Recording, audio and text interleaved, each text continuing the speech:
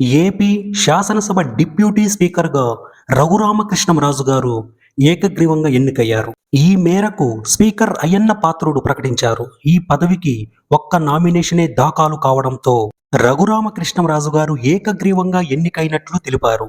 రఘురామకృష్ణంరాజు 2019 ఎన్నికల్లో నరసాపురం లోక్సభ స్థానం నుంచి వైకాపా తరపున గెలిచారు.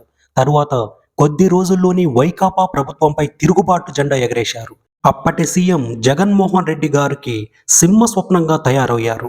రచ్చబండ పేరుతో ఎప్పటికప్పుడు అధికార పార్టీ నేతల అవినీతి అక్రమాలను ఎండగట్టారు. దీంతో ఆగ్రహించిన వైకాపా ప్రభుత్వం ఆయనపై రాజద్రోహం కేసు నమోదు చేసి కస్టడీలో చిత్రహింస పెట్టింది.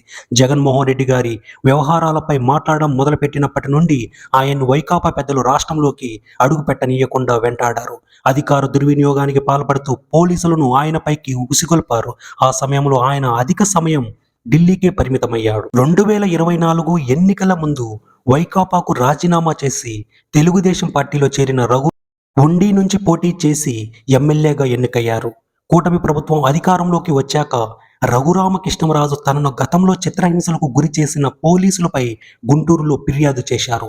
ఈ కేసులో అప్పటి ముఖ్యమంత్రి జగన్మోహన్ రెడ్డి గారితో పాటు పోలీసులు ఉన్నతాధికారులు నిందితులుగా ఉన్నారు. మరోవైపు జగన్మోహన్ రెడ్డి అక్రమాస్తుల కేసులపై విచారణ వేగవంతం చేయాలని తెలంగాణ హైకోర్టు నుంచి మార్చాలని సుప్రీంకోర్టులో రఘురామకృష్ణంరాజు న్యాయ పోరాటం చేస్తున్నారు.